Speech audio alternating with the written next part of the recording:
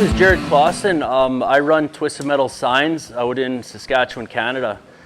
I've been doing specifically bead rolled art for 4 years now, a little better than 4 years. Before I get into it, I'll go over my setup here quick with you guys. So I use stencil dies for both the top and the bottom for pretty much everything I do. If you guys aren't familiar with stencil dies, they work the same as step dies. By that I mean you can change the profile of the metal by adjusting the gap and the pressure.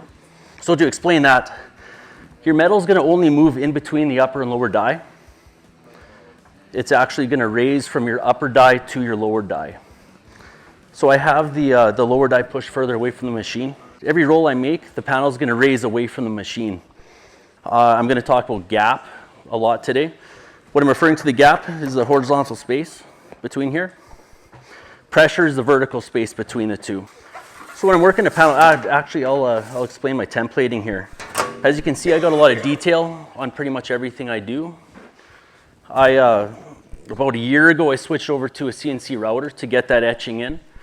I used to use a steel tipping die and solid roller, and I just can't get this detail with that. If I was to do that on this, it would take me probably a week of tip die. There's another few ways you guys can template. I brought a bunch that I CNC'd. So if you guys want to do different templating, you can run with a marker. I used to use a projector screen, and I actually put the aluminum panel on the wall and then just hand traced and then went from a tipping die. We got, I believe Shane brought some paper. We can use adhesive as well, and just glue an image to the panel and use that as a template. All right, so I'll actually get into rolling here. With this, I started most of the first run. I should say I run multiple passes on everything I do. Typically, one of my art pieces will run 5-6 passes on everything. As I do the pass, I increase the gap as I go, just to bring out more depth. You don't want to put all the pressure in right off the hop. If you put too much pressure too quickly in the panel, what's going to happen is you're going to get warping. Warping is absolutely the biggest issue people have with bead rolling. So I run just move a little bit of metal at a time, just like imagine your shrinker stretcher. If you use a stretcher on one spot on a piece of metal and just go as hard as you can on it, you're going to tear that panel up. So this is the same idea. What you're going to do is just move a little bit of metal at a time in multiple runs. So I started this panel already. I did most of the first run. So I'll go into just what I have to finish up on the first run here. When you line up a panel, where you want to go, you want this upper die touching your start point. And you only want to crank until it's snug. If you over crank right from the beginning, you're going to move that metal between the dies where you want, but you're also going to get a kink above and below the die. And then you're going to have those jagged start and stop points on everything. So you just want to snug up to that beginning. As soon as you start rolling the metal, you're going to feather in half a turn. Once you're feathered in that half turn, all what you're doing is tracing the metal. With this little amount of pressure, it takes absolutely nothing for me to steer this. And the same idea, once you get to the end of the run, I'm about half an inch out. I'm going to feather that half a turn out and then loosen. It's as simple as that. You notice I had the truck away from the machine, like I said earlier. With stencil dies, with the lower die pushed further away, the panel is always going to raise away from this machine. So again, if I were to do this tire here, I'm going to want to add pressure till it's snug. I'm between 3 and 6 o'clock, so I'll just remember that. As soon as I start rolling, half a turn of pressure, and then simply trace. Once you get to the end, you're going to feather that out. If I want to do the center cap, same idea. I want the center cap of this truck sticking out further than the wheel. Remember my setting, I'm at just under 6 o'clock. Give it a little gas, feather it in. A telltale sign you got too much pressure is if you have trouble turning it. If you start fighting this panel to turn, you know that you got way too much pressure. You're just moving a little bit of metal. When you look at the back here, it's just very faint. I'm going to flip it around because I'm going to try to give some depth to this wheel up to the tire. So again, I'm just going to pick a line, give it that pressure, and turn it up. You're going to notice doing inside turns is a lot more difficult than doing outside turns, just mostly because it's tough to see. Actually, me and Carl were talking yesterday. A lot of new guys to bead rolling like to stand over their dies. And if you stand directly over it, you can't see what you're doing. You're completely blind underneath. So I always like to look from the sides and from the back, depending on which way I'm turning. So since I'm turning on the inside, I'm going to be watching this die exactly where it's touching the metal. And again, feather out at the end. Once you've done everything, and I've already hit all of this with the first run, just to save time, we're going to widen the gap. Widening the gap on these Baileighs is actually very simple. All what you're going to be doing is moving one of these washers. They come with spacer washers. And all what we're going to do is flip one of these from the back to the front and put it back together.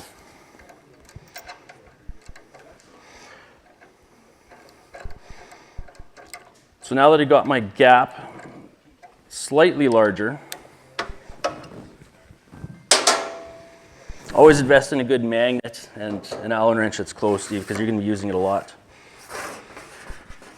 So now we're going to hit everything that we want detail on again. Now that first run, I should have explained, we do everything. Everything you want to have depth on it, you're going to touch with that first run. Once you get to the second, third, fourth, fifth, sixth runs on this thing, you're going to start canceling out the pieces that you don't want to do anymore. Treat this like a realistic picture. You don't want the trim here on this C10 to have as much depth as the tire, bumper, anything like that. So on the second run, just to save time, I'm going to start canceling out some of the pieces. I'll start with the bumper though. We're going to do the same thing, same idea. But you're going to notice that this pressure is a little bit more now. I need to crank a little bit more to get that same feel of pressure on it. A good way to tell if you have enough pressure, it's by feel, it's by repetition, so it's kind of hard to explain. But a good way to do it is to just make sure that your panel doesn't slide up and down in the machine. You want it snug enough for that, but not so snug that you're going to start getting those kinks and dents. Once you run, you're going to go that half turn and trace around. It's always a good idea to slow down for your corners.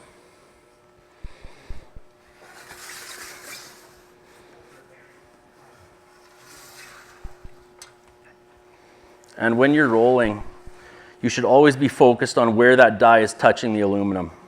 If you start drifting off, daydreaming, or looking at what you've already rolled, or looking too far ahead at what you have to do, you can go off track. Going off track on a bead roller is not that big of a deal. You can just ease your way back into the panel. So you're going to see again, I'm feathering it out. If you're going to get one thing from me on this demo, feather in and feather out every run you do. It'll save you a lot of headache. Feather oot? Feather oot. Another tip is Your maple syrup is showing. yeah.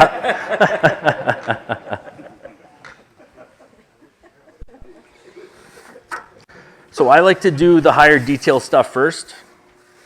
A lot of guys ask if they should be starting on the outside of a panel or starting on the inside of the panel. Since I'm doing everything in so many reps, just adding a little bit of pressure at a time, this panel is going to stay flat.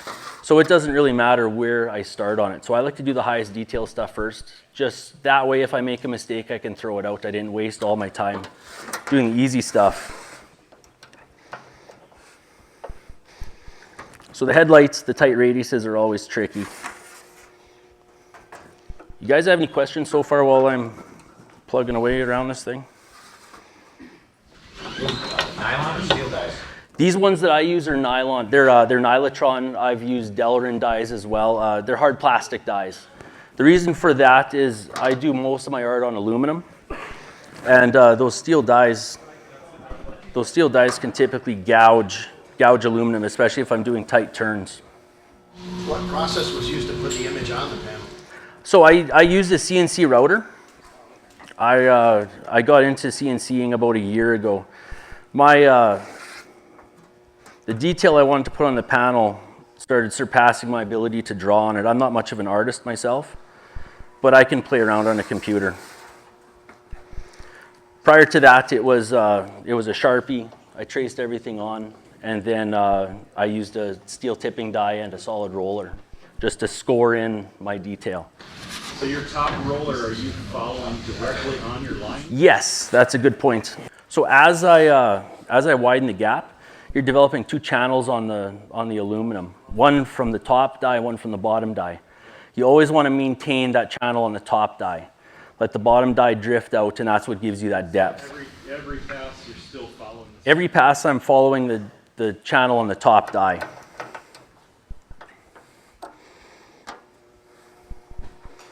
Who taught you this? I taught this to myself. I've actually never even attended a metal class, let alone instructed one. This is me late at night in my garage, plugging away. Where? In Saskatchewan.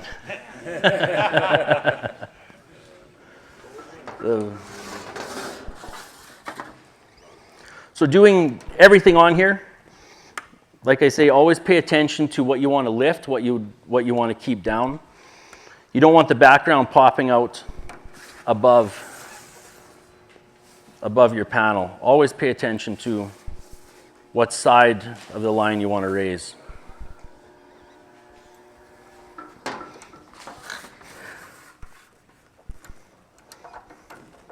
This is an extremely time-consuming job, obviously, as you can see. But as you go around, you can see the pieces that I've done are starting to pop a lot more now.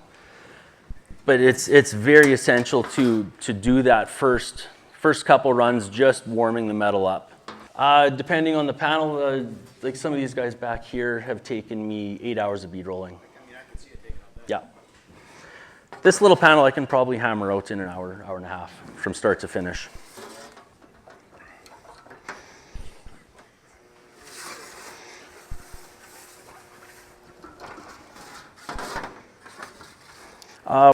Just because I don't have a line doesn't mean I don't want to sometimes give it depth. This fender on this truck and the hood, there's a lip in here on a 68 C10. So what I want to do is create a low spot in here. So I'm going to give it some depth. I'm going to actually go right on this line for the bottom. I'm going to raise that fender up.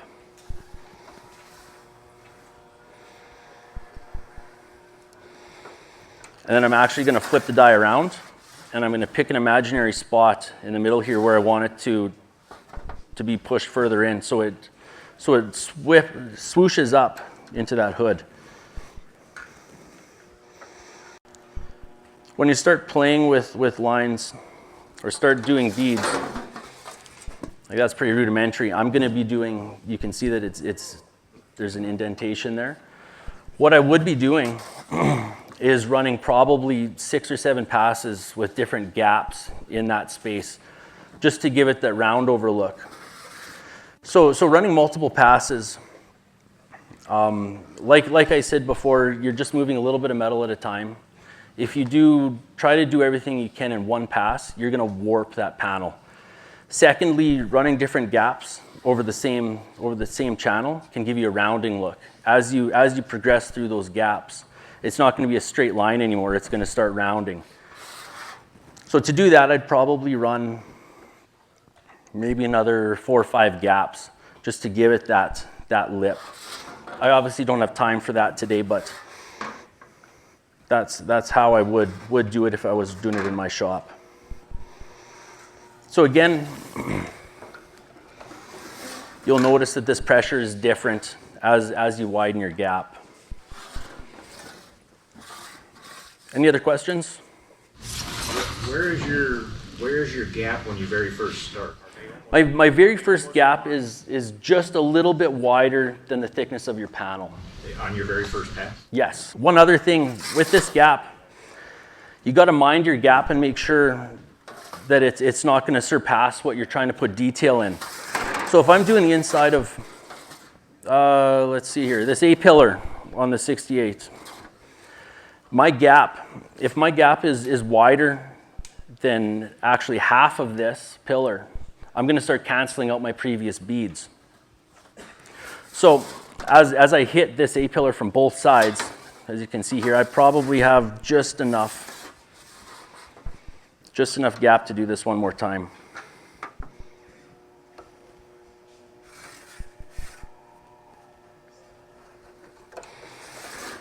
Now you can see it's popped out from the back. You can see those beads are actually touching from both sides. So if I start going wider on my gap and hit something like that, it's going to start pushing out the previous beads, and it's going to flatten it right out, and it's not going to look as good. So you always got to make sure you're doing that. One more thing, this gap width is going to be your radius. You can never do a tighter circle than what this radius is.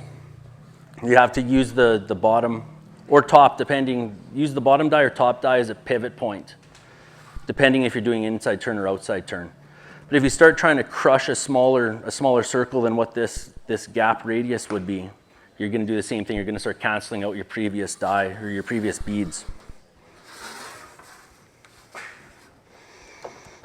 I can keep going around and around on this, but like I say, it's pretty repetitive. So do you offer a smaller diameter die set, or do you have? No, all what you do is adjust the gap. So if you want to do a smaller circle, you keep that gap tighter. Okay. And you keep it an 1/8 of an inch gap or what have you. Say an 1/8 of an inch will make you a 1/4 inch circle, and that's pretty unrealistic for doing on a bead roller. You can do something the size of a nickel or a 1/4, no problem. But yeah, anything tighter than that and it gets a little hairy, it doesn't look as clean. It's possible, but it won't look as good. I get asked a lot about finishing. Most of my stuff has a flood fill of wax on it. I brought my stuff with me, so if you guys want to come over to my station later, I can go over that process for you, just how you get the black and the shadowing and everything. But other options for finishing, sanding, polishing, I got the stuff for that as well. Directional sanding's a neat thing where you actually are going to put a brush line in the background and change the angle of the sanding and everything else. It'll make it pop. One other tip I have, so this is going to be hanging on the wall, and more often than not, your light's above the picture. So if you actually just do a brush sanding left to right, horizontally, you're going to catch all that light coming off the ceiling, and it's going to make it appear like it pops a lot more. I stumbled into that by accident because I always used to just sand with the grain of the aluminum, and I had a vertical hanging piece, and it wouldn't pop at all. It bled right into the background after I finished sanding it. So yeah, getting all those little micro scratches from the left to the right really brings out the detail in your panel. That is about all I have for you now. I got another couple setups around here. If you guys are interested in like quilt patterns or fish scale patterns in door panels, we can do that. I brought some other pieces that I've CNC etched already, so you guys can just go straight into tracing. I have right here is what you guys will be doing, all the student projects. So in addition to brass knuckles and flames and all that stuff. Yep, and we got a bunch of blank panels as well and Sharpies. You guys can draw whatever you want on there, and I can help you through that as well. All right, Jarrod Klassen, everybody. Thank you.